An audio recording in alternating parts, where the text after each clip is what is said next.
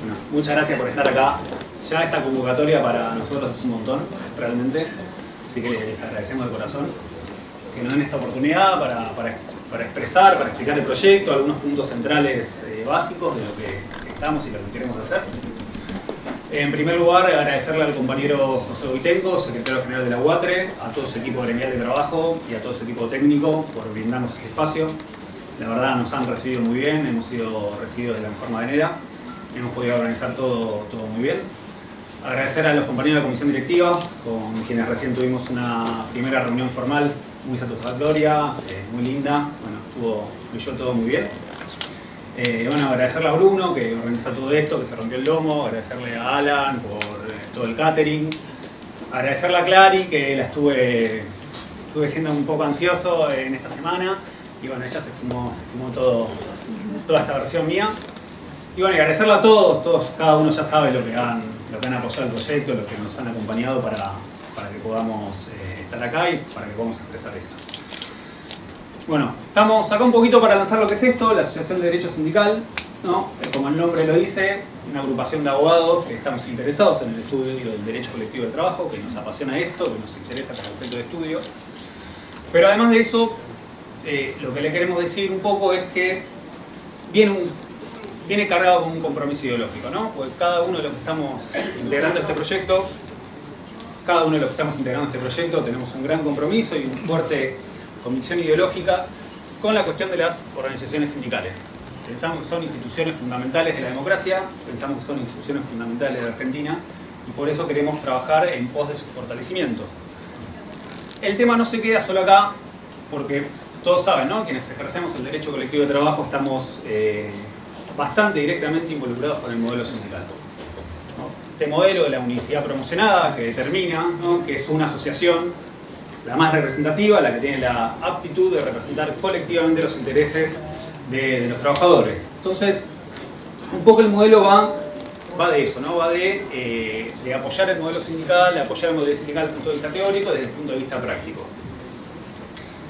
Una compañera antes de venir acá me decía que ella no era peronista, si podía venir. Le dije, por supuesto, compañero, usted puede venir. Le dije, ¿por qué? Porque somos apartidarios. Y eso es una gran característica que pensamos que nos representa bastante bien. A ver, hay que reconocer, obviamente, ¿no?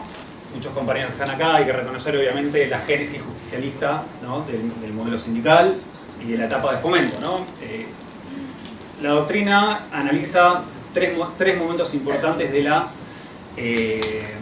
movimiento obrero, ¿no? La etapa de prohibición, acá hay muchos colegas que son penalistas, cuando el movimiento obrero estaba reprimido penalmente, reprimido violentamente, la etapa de tolerancia, cuando se lo dejaba actuar, y la etapa de fomento. En nuestro país la etapa de fomento comienza, ¿no?, con el movimiento justicialista, con el movimiento peronista del 45. Pero ¿por qué nos declaramos apartidarios? Porque realmente pensamos, ¿no?, que el modelo sindical ha trascendido las fronteras partidarias, así que un poco lo que queremos explicar acá, que a los compañeros de otras filiaciones políticas que se quieran incorporar acá, los vamos a recibir con los brazos abiertos, porque realmente tenemos ganas de trabajar y hacer una contribución. Entonces, ¿no?, uno se pregunta, bueno, ¿por qué una asociación para defender el modelo sindical? Muchos acá recordarán, yo era un estudiante de la Facultad de Derecho, apenas salieron los fallos ATE, AT1, AT2, Rossi, ¿no?, que cuestionaban ciertas prerrogativas de la unidad de representación. Bueno, yo me acuerdo, ya en mi carácter de estudiante, ¿no?, que se había hecho una especie de debate muy intenso, donde un sector de la academia básicamente estaba pregonando por el apocalipsis del modelo sindical. Eso realmente pasaba y muchos decían, bueno, que el modelo se iba a terminar, que la Corte, luego de Rossi, que bastante que mordió Banguina, ahí la Corte, pensaban que la Corte iba a avanzar, iba a ir más allá, iba a ir en contra del modelo sindical. Bueno, lo académico no es neutro, eso no pasó. ¿Por qué no pasó? Es contrafáctico. Tal vez uno podría pensar que, bueno, no pasó porque en su momento había un gobierno democrático que bastante fortalecido, que tenía cierta tendencia, ¿no?, a proteger los derechos de los trabajadores, que esa era una cuestión de política coyuntural. Pero la verdad, analizándolo, esa etapa, ¿no?, de ese momento de ATE, Rossi, de ese momento que pasó, bueno, uno dice, lo académico no es neutro, que tiene que tener cuidado, porque hoy la política está muy errática, ¿no? Como todos sabemos, hay muchos sectores que bajo el ropaje del liberalismo exageran las libertades individuales en contra, ¿no?, de los derechos colectivos. Cuando digo lo académico no es neutro, hay que tener cuidado de cuáles son las ideas que se siembran en la academia, porque según el contexto y la coyuntura política no sabemos hasta dónde pueden germinar. No lo estamos planteando, ¿no?, esto como algo reaccionario de las instituciones académicas, sino como algo complementario, ya que el derecho colectivo se ejerce eminentemente de la práctica. Entonces pensamos que, de vuelta le insisto a los colegas que se quieren incorporar, que su aporte práctico siempre va a ser distinto de mi aporte, o del aporte de un colega, o del aporte del otro. Entonces todo es muy valioso para crear este ámbito académico en defensa del modelo que estamos pregonando. Ahora, ¿no?, ¿qué significa defender el modelo? Y acá voy a entrar en opiniones personales, ¿no?, que no se corresponden con o sí o no, eso lo dirán cada uno de ustedes. Yo realmente creo que el modelo tiene dos temas, dos asuntos en donde hay que trabajar, ¿no? Uno es la democracia sindical y el otro es la injerencia política en los asuntos internos de las organizaciones sindicales. Arranquemos por la democracia. ¿Por qué es importante, digo, trabajar en la democracia sindical para defender al modelo? Bueno, si uno tiene el monopolio de la representación en un sindicato, bueno, es casi como un reflejo de la sociedad exigir que ese sindicato por lo menos sea internamente democrático, ¿no?, que los trabajadores puedan ir para votar transparentemente cuál es el rumbo que quieren del sindicato, que es el único que tiene la facultad de negociar. Ahora, esto de la democracia tampoco significa decir muy abiertamente tenemos un problema de democracia en términos genéricos, como a veces en la tele o algunos que hablan un poquito muy genéricamente lo dicen. A nuestro criterio, defender la democracia significa tener una mirada crítica. Y significa hacer una autocrítica y reconocer que en algunos sectores, en ciertas circunstancias, hay un problema de democracia en el sindicalismo argentino. Y si tal vez acá no están de acuerdo un poco conmigo y quieren una comprobación empírica, tenemos acá un compañero que hace unos meses ganó una elección, se la recontra chorearon, bueno, y ahora está reclamando un poco de justicia por la democracia, que es la elección que ganó. Entonces, la mirada crítica, ¿no?, de la democracia sindical se lo podemos materializar con una sintonía fina, ¿no? Sintonía fina. Por ejemplo, uno podría decir, ¿no?, que el famoso cursus honorem, esos requisitos que dicen que para ser candidato general tiene que haber pasado tal, y hasta haber sido el amante del secretario general, que básicamente impide presentarse, ¿no?, a una lista opositora, podría decirse, podría concluir que ahí hay un problema de incompatibilidad democrática. Incluso recientemente, en un caso muy conocido, que una unión celebró elecciones a nivel nacional, y también a nivel seccional, de representación local, y hay una regulación un tanto extraña, que un poco lo que decía que el que ganaba, ganaba todo pese a que perdía en una seccional. También parece que en ese caso hay un problema de democracia. Pero también tenemos otros casos que se acusa con democracia, ¿no? Gracias, compañeros y colegas.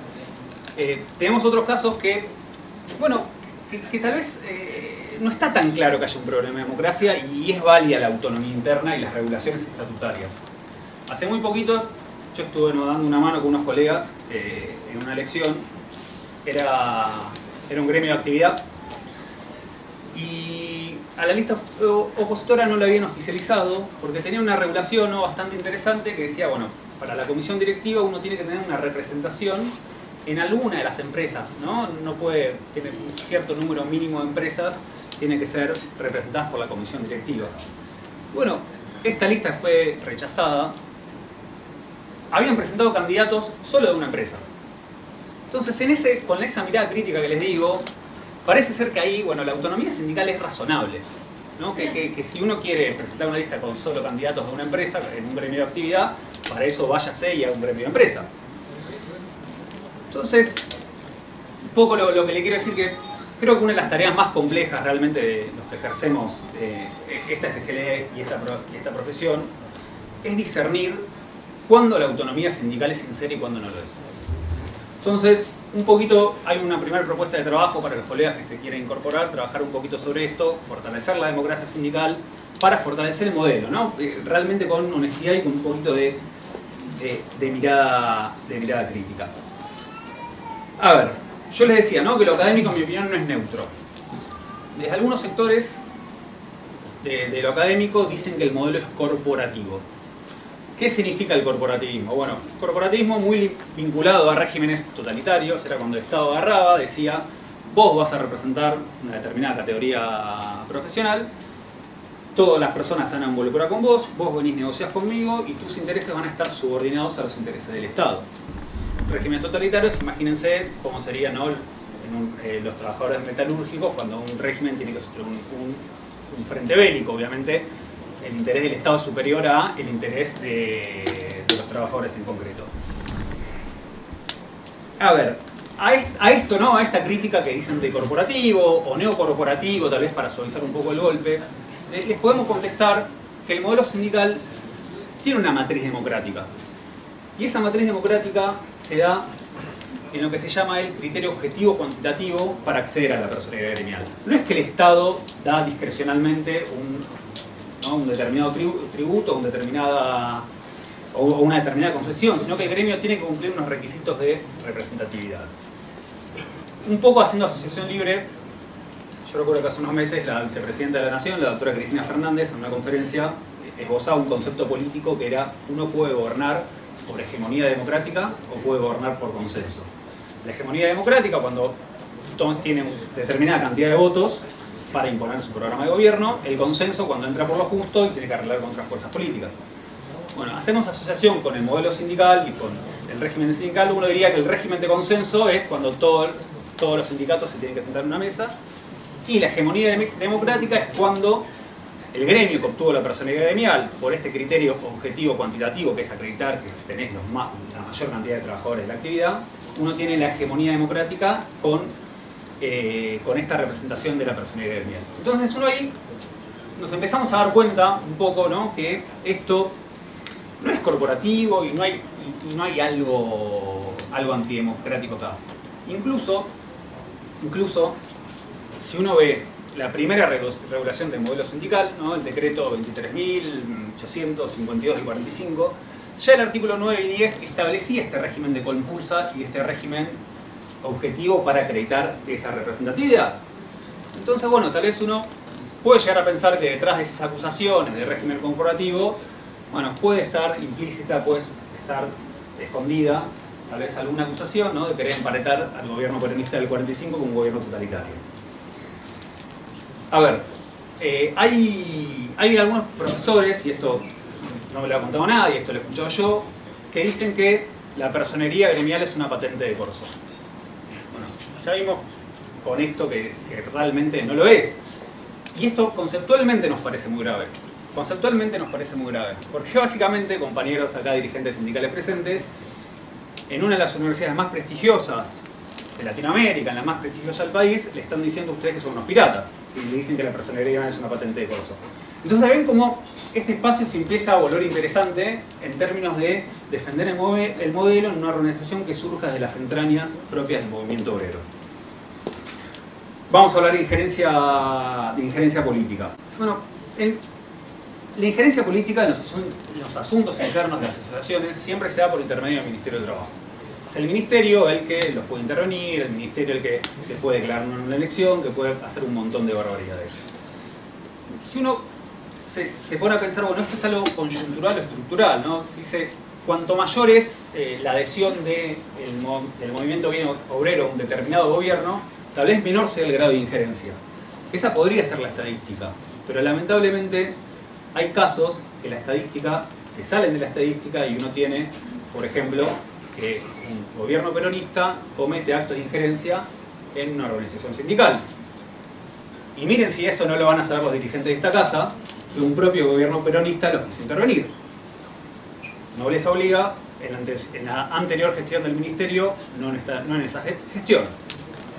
Entonces, parece ser que el ministerio tiene más una matriz estructural de injerencia en los asuntos internos. Y en esto es muy interesante el análisis que hace Capón Filas cuando analiza las facultades del ministerio de cómo puede intervenir en la vida interna de las organizaciones sindicales. Cuenta una anécdota que es muy pintoresca, que resulta que en Italia un fulano le había vendido un caballo un mengano, ¿no? Y que ese caballo de repente mordía, un caballo que mordía. Ese fulano le hace una demanda a un mengano y resulta que un abogado calamandrey defendía al demandado, había pasado una cuestión procesal que él estaba seguro que el recurso no iba a prosperar y de repente el magistrado le concede el recurso. Calamandrey va, habla con el magistrado, que lo conocía de la universidad, y le dice, bueno, ¿por qué? ¿Qué pasó? ¿Qué fue lo que pasó? Mirá, yo te iba a contar una historia. Resulta que yo paseaba con mi hijo por la plaza, paseábamos al lado de un carruaje, y un caballo de aspecto inofensivo de repente le tiró un tarascón a mi hijo.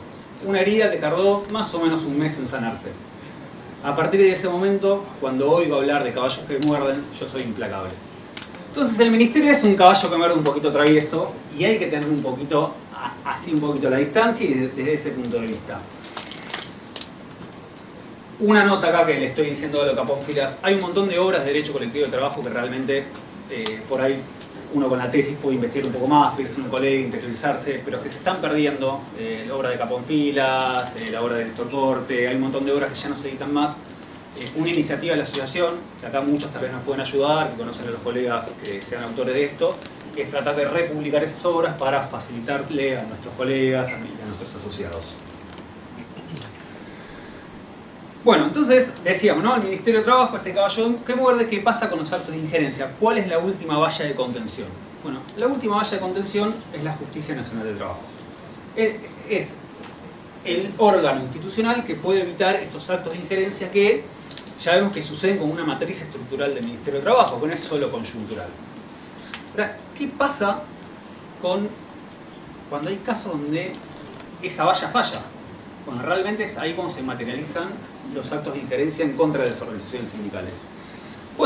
La verdad que pueden ser por un montón de cosas, pueden ser por desconocimiento del modelo sindical, pueden ser por influencias políticas, pueden ser por influencias académicas, puede pasar un montón de cosas en esa falla del sistema. Entonces, ¿cuál es nuestra propuesta desde la asociación para ese caso? Bueno, tenemos que promover hombres y mujeres, cuadros técnicos que provengan del movimiento obrero, involucrarnos en el proceso, involucrarnos orgánicamente en el proceso de designación de magistrados y que esos hombres y mujeres formados a la luz del modelo sindical puedan llegar a aspirar y a ocupar esos cuadros técnicos. Así que eso es otra cosa que probablemente acá, si les interesa la propuesta, si les interesa ayudarnos a construir este espacio, sería interesante. Y lo que estoy promoviendo, lo que estamos promoviendo, es constitucional y es absolutamente democrático. Ahora,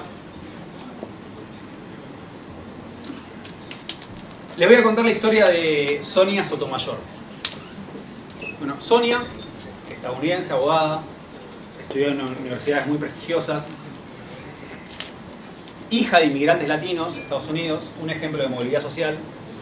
En el 2008 el presidente Barack Obama la nomina para el cargo de magistrada de la Corte Suprema de Estados Unidos. Como en muchas democracias pasa el proceso de designación y puede recibir preguntas de la bancada del Congreso, ¿no? Entonces se armó un tole-tole con la bancada republicana, ¿no? Mayoritariamente conservadora, que le acusaban a Sonia de ser realista, ¿no? Del realismo jurídico, un movimiento estadounidense muy interesante que surgió en 1900. Porque, ¿qué pasa? Sonia había escrito un ensayo en el 2001, había citado a Jerome Frank, que era realista.